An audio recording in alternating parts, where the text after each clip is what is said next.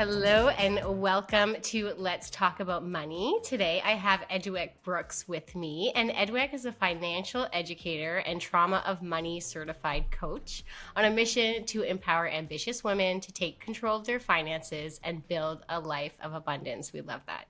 Through mindset shifts, strategic budgeting, debt elimination, and investment guidance, she helps clients to live with ease, build legacy, and experience true financial freedom.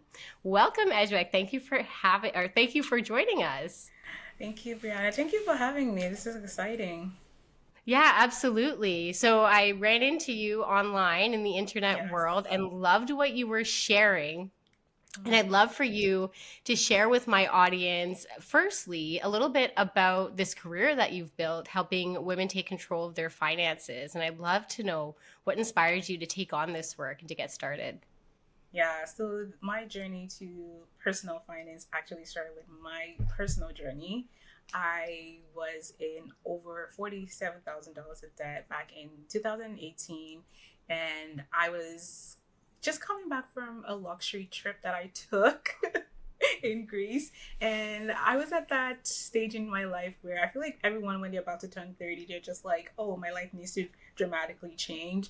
So I started writing down a list of like 30 things I wanted to do before I turned 30. And I was like, okay, I'm in this place in my life where I have this amazing career. I'm getting paid well, but my finances doesn't reflect that. Like on the outside, I'm like, I live in a nice apartment. I drive a nice car. I'm going on all these multiple vacations, but I'm coming back from that vacations with nothing in my bank account. And I was like, I don't want to be in that space anymore.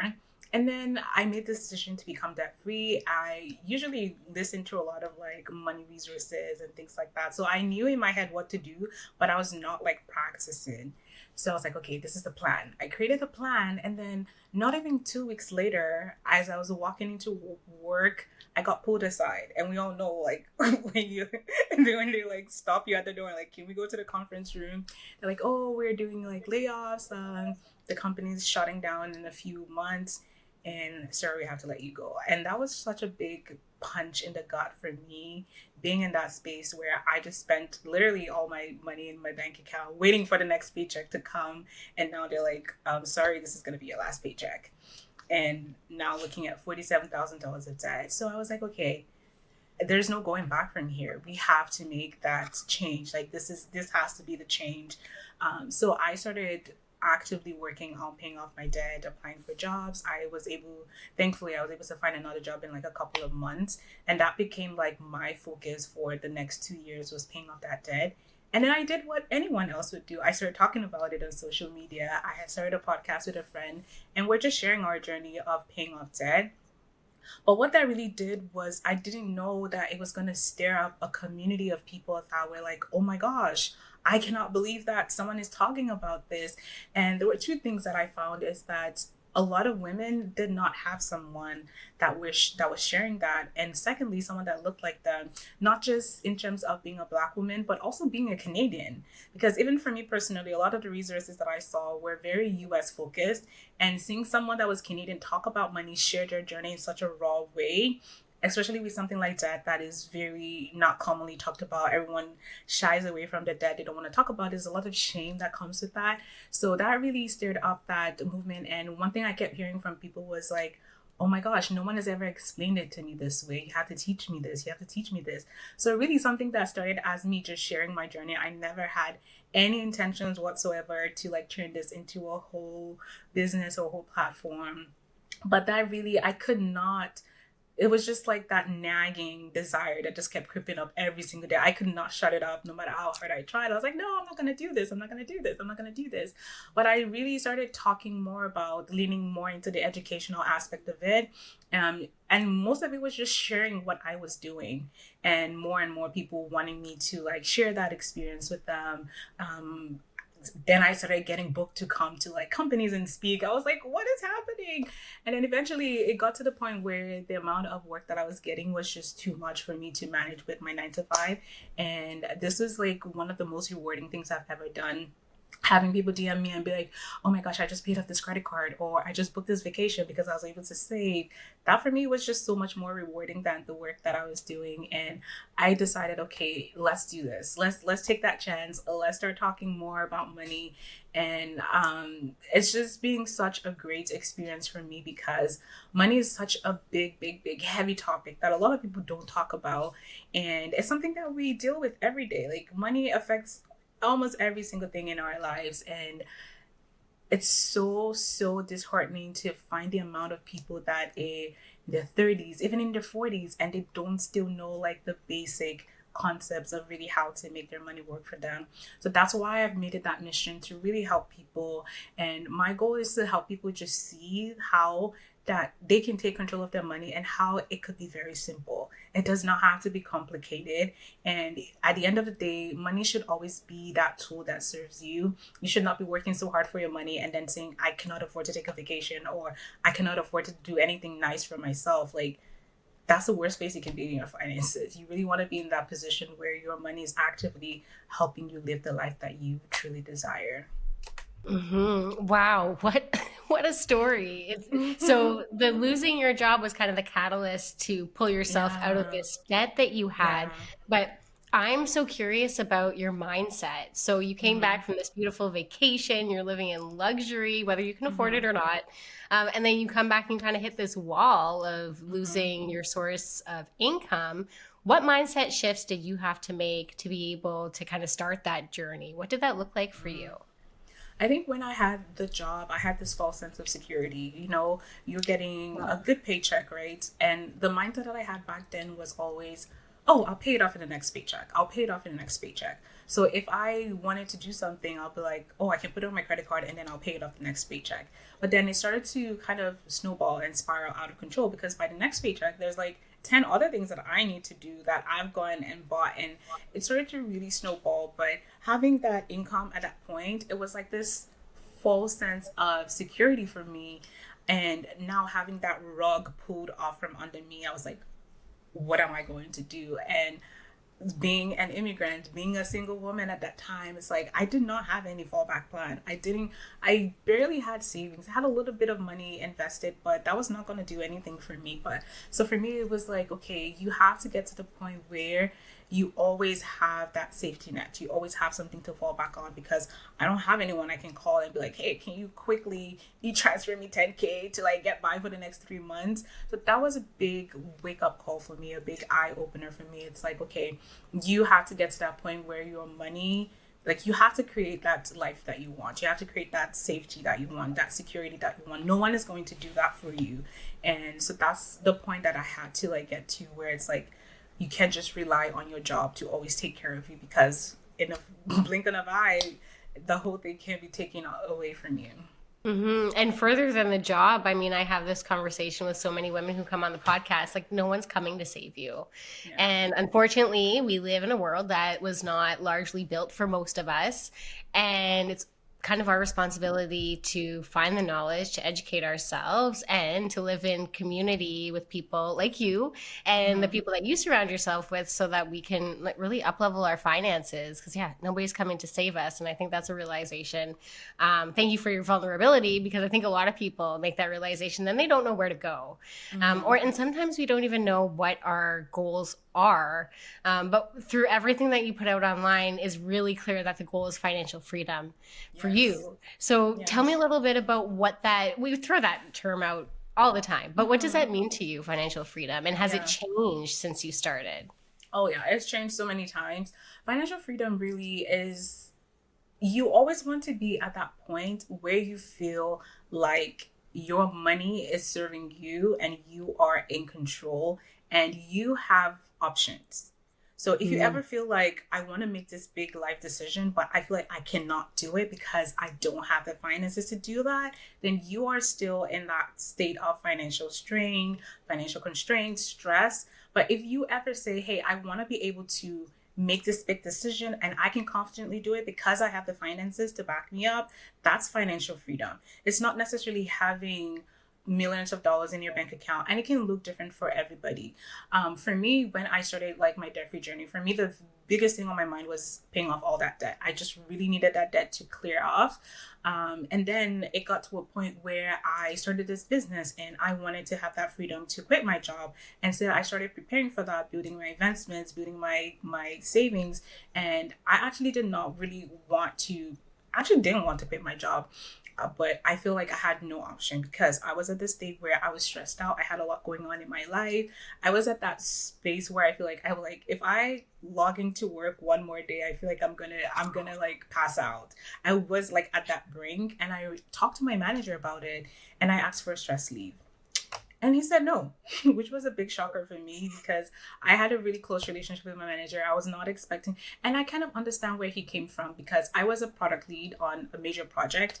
And he was like, if you leave and you're asking to leave for like a couple of months, we're going to have to hire someone. This is not a project that we can just leave stagnant. And I kind of understood where he was coming from, but I was like, I don't have anything else left in me to give. So I was at that state where it's like, okay, now you have to quit. And I was able to make that decision because I have the finances to back me up. I had paid off all my debt. I had grown my savings. I had about 6 months saved. I had enough investments to cover me for like 3 years if I wanted to. So I was able to make that decision. And the thing I see with a lot of women is that they find themselves in situations that feels like they're stuck and they cannot get out of it. And that's because they don't have the finances, or sometimes they have the finances, but they don't have the confidence because they have not really sat down and put 2 and 2 together to figure out, oh, you're actually okay to make this decision.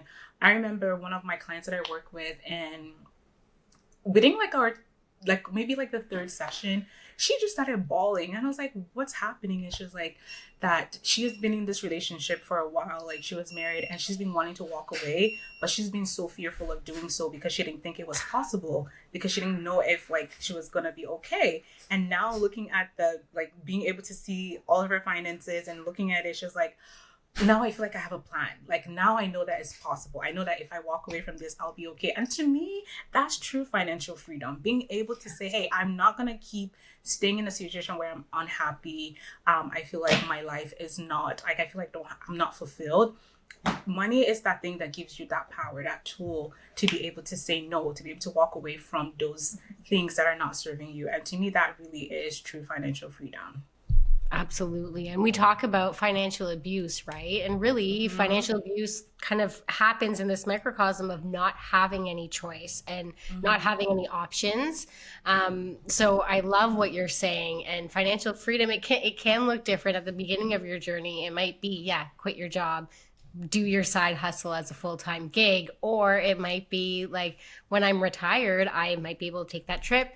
I might be able to take my children with me if I want to. I can also build generational wealth. These kinds of things, they change and they ebb and they flow. But I think I completely agree with what you're saying. It's the choice that's really, really important. So let's talk about one way to make our money work for us, because all the women I know work so damn hard, and we need our money to work at least half as hard, even in inflation.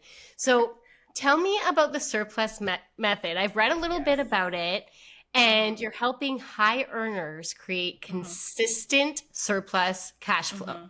Yes. I want to know all about it. Tell me. Okay, because like you said, we work really hard for our money. And one thing that I had noticed with a lot of women that work really hard, we're in this state where it's almost like our money is running on autopilot. Like, we're doing this mental gymnastics with our money, and we never really know how much we have. Like, you can pay your bills, right? All your bills are always covered, but it always feels like there's never enough for you to maybe go on that trip, or there's never enough for you to do something nice for yourself. The amount of high earners that I've worked with, that I'm like, okay, so what about your skincare budget or getting your hair done? They're like, what do you mean getting my hair done? Like, I cannot afford that. I'm like, what do you mean you cannot afford that? No, this is where things get good. This is where things get good. Yeah, so it's like doing those nice things for yourself, and also being able to save, invest. It's like you feel like these are the things that are always put on the back burner. So with the surplus method, first of all, the goal is to get you to always be in that state where after all your essentials have been paid, you always have something left over. That is that is the answer to financial freedom. If I'm working with somebody and they make $5,000 and their entire bills come up to $5,000, I cannot help you. There's nothing I can do with that. Yeah. There's literally no magic I can perform with that if you are not in that space where at the end of the month you always have something left over. So I've worked with enough people to know that that magic number is around 30%. So 30% is kind of like the minimum, the sweet spot that you need to be, where after all your bills, your essentials, your takeout, all of that has been taken care of, you have 30% left over for you to now use for like the big goals, like paying off debt, saving, investing, planning for like long-term or even short-term savings, like saving for a house, saving for a vacation. If you're not able to do these big things, these are the things that actually lead to long-term fulfillment, but we focus so much on the small day-to-day things, right? So if you don't have these things, you're always going to feel that like the shoe's going to drop. Oh, what if something breaks? I'm not going to be able to afford it. But for you to be in that state of financial peace and security, you always need to make sure that not just today is covered, but tomorrow and next week. Because when we talk about the future, people think about like 100 years from now, but I'm really talking about like 3 months from now. Anything could happen, and making sure that you are secure and taken care of. So when I work with people, one of the things that we have to look at, if you are telling me that, hey, I make good money, but I always still feel like I'm living paycheck to paycheck, then we want to look at your money system. What is really happening? What is coming in and what is going out? Because a lot of times it might not be necessarily that you don't make enough money. It could just be that you're not managing the money that you have effectively. So you want to sit down and figure out where is your money coming in and where is it going? And how do we really refine that system? Looking for money leaks, looking at your expenses, or is it worth it to be paying $300 for insurance when you can negotiate that and have it down to $200? Like, why are you paying this billion dollar company more money, right? So really refining that and trying to increase your surplus. That's the money left over after all your bills and essentials and all of that has been taken care of. Because that surplus is really where you start to build wealth. That's where you really start to see that growth in your investments, your savings. And then we use that to start to figure out the rest of your goals. So with the surplus method, the S stands for strengthening your mindset, because mindset is always a big portion thing that we have to tackle, because even sometimes we've been making a lot of money, but we self-sabotage, right? We feel like we're not deserving of wealth. So we even get to the habit of giving away all of it. That's a mindset that we need to work on. So we start with that, and then the U is to uncover the 30% surplus. So that's the next thing. So that's about refining all of your systems, making sure that all of that is really strengthening. And then for R, this is where you need to have at least 3 months of your savings. So in an emergency fund, because that's really what would help protect you. I'm a big believer of, before you really start chasing any major financial goal, like paying off debt, buying a house, you always need to make sure that you have a little bit of that reserve. So making sure that you have that emergency fund first really helps you to be able to pursue all these goals. And then after that, next thing is to tackle your debt. So the P is pay off all your debt. And so once you have that, and the thing is, once you have that 30% surplus, it's a lot easier for you to tackle all these goals, because now you have money left over. You can say, out of that 30%, maybe I can assign 10% towards my savings. Another 10% can go towards my debt. And then once the debt is cleared, we now focus on having at least 1 year of your income invested. Why I came up with this, because a lot of people, like, they say, oh, you should invest $100,000 or you should invest $1 million. But really, if you have up to 1 year invested, that is a really good place to be. And then from there, it's just so much easier for you to continue to add on to that. You start to see the growth. Like that first amount is hard. That's gonna take you a while. But once you build that momentum to get there, now we're focusing on 5x in that, 10x in that, until you get to financial independence, which is where you can really have your investments replace your income. Even in that process between that 1 to 10x, if you decide, hey, I want to take a year off and just rest, that is something you can do because you've built that investment. So it's all about using your surplus to continue to build your investments and get to that point where you don't have any debt, you have savings, you have enough investments to continue to cover you. So that's what the surplus method is all about. I love that. And then your finances, once your money's making money, it is on autopilot, except that there's Mm-hmm. this like magical joy that you get in your life because you Mm-hmm. actually have money that you can guilt-free spend because your assets are Yes. making money, which I absolutely adore. That's incredible. So let's talk about the stock market now. Mm-hmm. I run into a lot of hesitancy, even just in my casual conversations with my friends, especially with women who don't want to invest in the stock Mm-hmm. market. They would truly rather give all of their money away to somebody in their Mm-hmm. family or to a charity Mm-hmm. rather than grow their wealth. And this is the time, it's 2025, women. We need to be greedy and we need to grow our money. So tell me Yeah. what you see in your clients when you mention investing, and what are some of the obstacles, whether they're real or imagined, that women are coming Mm-hmm. up against before they invest? Yeah, this is why before I work with anyone, I always want to challenge like the mindset and what's keeping you back. Because if we go back to the foundation, a lot of it has to do with trust. And it's not just trusting others, but trusting yourself. Because if you look at the programming that we as women, we've heard for time and time, and even till this day, is that women are not good with money. We don't know how to manage money. We're going to mismanage it. So if you hear that programming, it becomes unconscious. It runs in your mind. And when you start to get into that point where, okay, now at the end of the month, I have $2,000 left over. You're like, what do I do with this? I know I should be investing. I know this is something that I need to do, but I do not trust myself to be able to grow this money. So I would rather give it away to somebody that I absolutely do not know to help me manage this money. And to me, it's like, this is something you really need to challenge, because who else is going to care more about your finances other than you? Mhm. Like No one's coming to save you. that person is not a rocket scientist. Whatever it is that they know, you can figure it out, and you can figure it out in as little as a week. You can learn the thing that, and I think again, the other thing is how the investing has been communicated to us.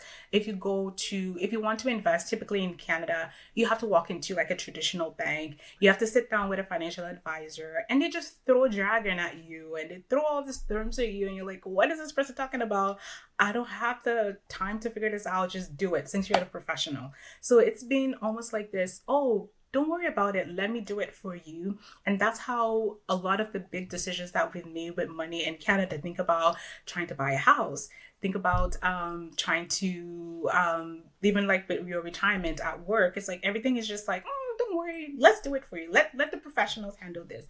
And for me, it's like I'm always in that state of mind where it's anything that has to do with your money, even if you are so wealthy that a professional needs to manage it for you, you need to know what they're doing. You need to have a complete understanding of where they're putting your money and what your money is doing for you and why.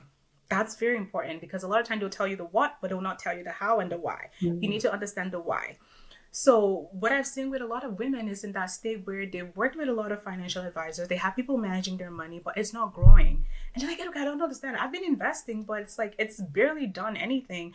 And when we look at it, a lot of times it's very, very mediocre investments that are put in. Either they're put in like a money market fund, or and this is someone that has a 30-year retirement plan. It's like, why is the money in their money retire? Like, why isn't the money market fund that is barely a savings account when that money could be growing a lot faster? And the second thing is like, typically when you're working with a professional, you say, hey, I cannot handle risk. So because you're afraid that I don't know, I don't want this money to burn, so I have a very low anytime I talk with someone, they always say, oh, I'm conservative. I'm like, do you know what it really means to be conservative? And I'm like, oh, as a woman, there's so many risks that you take. Just think about how much risk we take on a day-to-day basis as women, even with our body. And you're telling me that you're conservative? What do you mean? You can't handle the risk.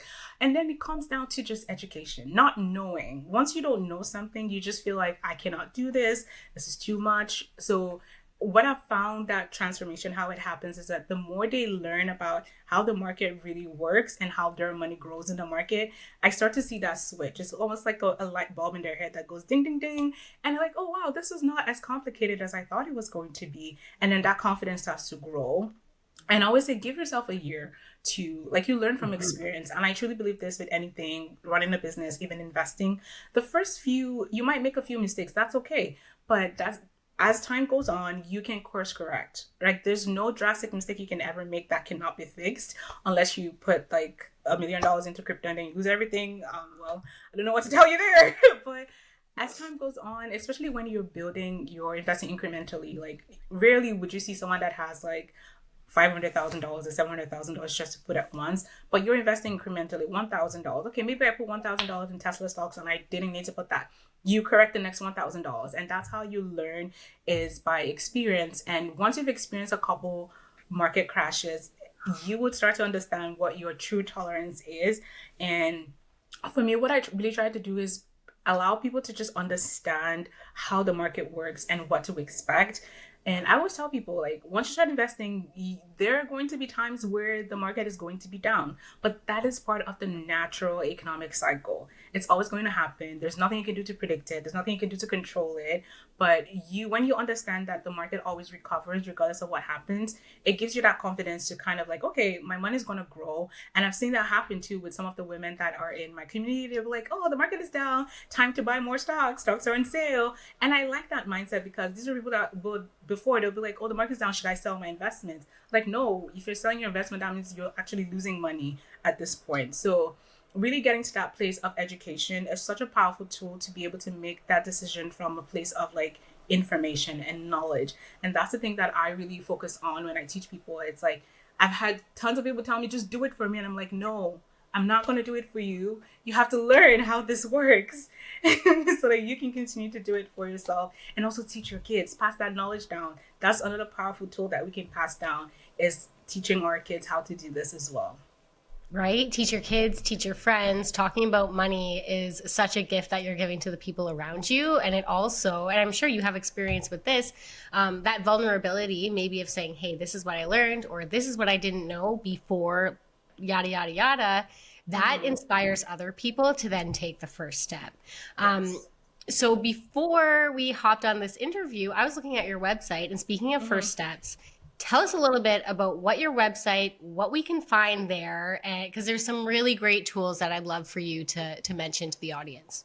Yeah, so over the last few months, I kind of like pivoted in how I deliver my programs. Previously, I had like an investing course, and then I had coaching on the side, and I had my workshops on the side. So I kind of like brought everything into one tool. So now I have not just an investing course, but I have like a money community or money membership now, where I actually walk you through the surplus method. So for someone that was starting out and be like, I don't know what to do with my money, so they will go through the full, starting with the mindset and then uncovering the 30%. So building their money system, which is basically creating a budget and being able to tell that budget what it needs to do, and then moving to building their 3 months of savings, and then getting to a place where they're debt free, and then that they have investments that have grown to either 1x their annual income or 10x their annual income. So this is like the journey that everyone naturally will go through with their finances. And I was like, why not just put that into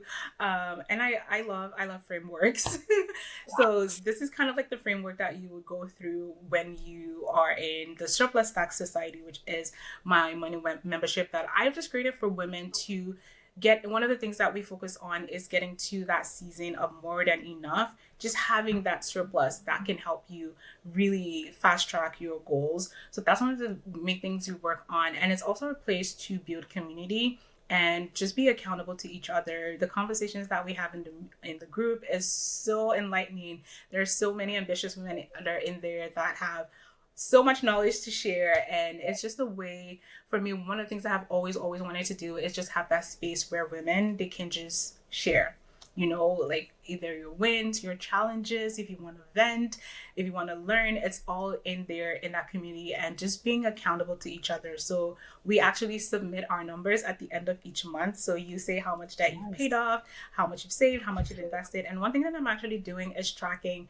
how much we invest collectively as a community.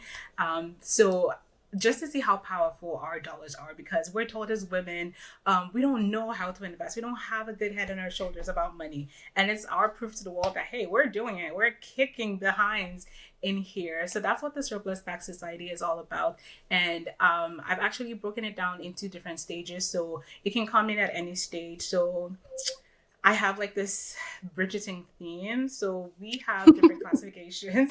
So if you're at that stage where you're still figuring out your 30%, or your you're still like in that very early stages, you're called a debutante. So you're in your debutante season. And then if you have at least 30% of your, you can actually see that you have 30%, but now you're trying to pay off debt and build your emergency fund, you are a baroness. So in your baroness season. And then we have the viscountess. Viscountess is someone that has is working on, so they're already debt free and they've paid off their emergency fund, but now their next goal is to build their investments to 1 year of their annual income. So once you've reached 1 year, now you can move to the next stage, which is a duchess. So duchesses have at least 1 year of their investments, and now they're focusing on getting to financial independence, which is a long journey for a lot of people. So what is amazing is that there are different women at different stages in this journey, and everyone is just sharing where they are at the journey. The duchesses are helping the debutantes are helping the viscountesses. Like, there's just so much knowledge to share, and you can focus on whatever stage you are, because a lot of times you get overwhelmed, like, oh, I'm trying to budget, I'm trying to save, I'm trying to invest, I'm trying to do all of these things. So this is like a clear way for you to know what to focus on based on whatever season that you're in. So that's what basically this Surplus Tax Society is all about. And this is the main way now that I help people. So in there, you also get coaching. We do bi-weekly money, we call it like the co-budgeting sessions or money promenade. So this is where you come in live and we really get into the weeds of it and be able to like plug in your money. Where does your money need to go? If you need to send money to investments, if you need to send money to debt, that's what we do on the call. So it's really high touch in terms of that accountability and being practical, in being practicable. Whatever the word is. So one thing I wanted to do with this is I wanted to kind of shift away from a curriculum heavy program where it's just like courses and then people never really watch it. So really but this is more action and implementation and being able to apply that knowledge. And so that's what the Surplus Tax Society is all about. I actually just launched, I had like a private podcast for the community, but everyone was just like, oh my gosh, this is amazing, more people should know it. So I'm taking some of that and put some of that into like a public podcast. So the Surplus Tax podcast, you can listen to some of the things that we're doing inside. And if you want to join us, surplustaxsociety.com is where you'll find all the information. And we'll be linking all of this, of course, in the show notes, as we always do. But in the meantime, I'm going to be calling in my Duchess season because I love that. There's like, that's amazing. But we're coming to the end of the interview, but I'm so curious if there's just one piece of advice that you could, about building wealth, financial independence in that vein, that you could impart on a woman starting her journey. Maybe she's come up against the same news that you did not very long ago. What would you say to her? Yeah, just like how I've broken things down into seasons, it's just knowing that you're always going to be in a different season in your life, and all it takes is being intentional about where you are and taking those actions every single day. I would say that this journey is a marathon, it's not a sprint. You can be looking at someone that is far off, maybe in her Duchess, you'll be like, oh my gosh, I will never get there. But really, it takes incremental steps. My first investing started with $50, right? And then I got to the point where I was doing $2,000. So really, it takes intention, but you really need to understand where you are and where you're going and knowing how to connect the two. And it starts with having a money system. I know people don't like to hear it. It's really having your money plugged in, whatever you want to call it a budget, call it a spending plan, but you really need to see where your money is going. And that's truly where you win, because if you cannot, when you see it, that's when you know, okay, I don't have enough money to be able to save. Now I need to go increase my income. That's one of the revelations some people are finding, is like, oh, wait, I thought I was making enough money, but I need to go work on my income. But without putting that together, you never really know what it is you need to focus on. So you really need to get to that point where you're very, very intentional with your money and always, always giving your money a job. Your money should never be idle. Your money should always be serving you. Great advice. What we track and measure, we grow, right? So I think that piece Exactly. about intentionality that is everything when it comes to money, especially when we're just getting started. Thank you so much, Eduek, for imparting all of your knowledge, for sharing your story. This has been incredible. We'll link everything in the show notes, and I hope that you all reach out to Eduek and tell her what resonated and ask her any questions that you have. I'm sure she would love to hear from you. Thank you for joining us today. Thank you so much for having me.